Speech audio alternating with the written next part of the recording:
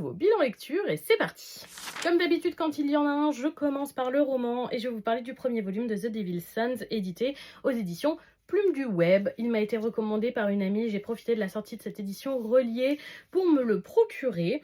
Et je dois dire que globalement, j'ai plutôt bien apprécié ma lecture. Je retrouve un univers mafieux, type Captive ou Les Anges d'Elysium, qui marche très très bien avec moi, même si pour le moment le titre a pas mal de défauts.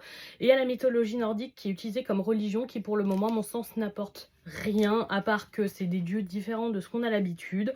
Et notre protagoniste est un peu trop cruche par moment pour moi. Et sa place aussi me dérange parfois avec certains propos très misogynes. Globalement, la romance se met doucement en place, mais ce que j'ai apprécié, c'est l'univers mafieux et aussi le suspense au fil de ce tome, et surtout avec les révélations de fin de tome que j'ai trouvé assez imprévisibles. Donc je pars plutôt positive et je lirai la suite avec plaisir. On passe chez Soleil Manga avec le premier volume de Veux-tu que je tue pour toi, un nouveau thriller assez violent mais que j'ai trouvé intéressant. Il y a des bons points mais pour le moment je trouve que c'est assez introductif et que la lecture d'un second volume est vraiment nécessaire pour correctement juger ce titre, mais pour le moment ça me plaît plutôt.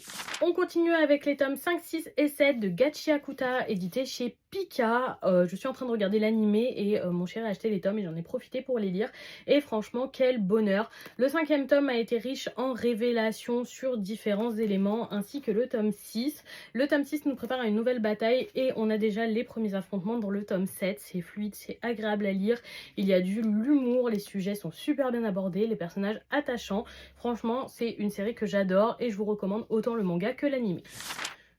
On termine ce bilan lecture avec le second volume de Dream in Sun, édité chez Akata, une série terminée en 10 tomes il me semble, et je continue avec plaisir. C'est un triangle amoureux qui change de ce qu'on a d'habitude et que je trouve assez agréable, même si notre protagoniste m'agace un petit peu parfois parce qu'elle est un peu trop cliché de shoujo, mais malgré tout je sens le potentiel de la série et je me suis fait spoil avec qui elle finit et je me demande comment elle va finir avec cette personne, donc je suis curieuse de lire.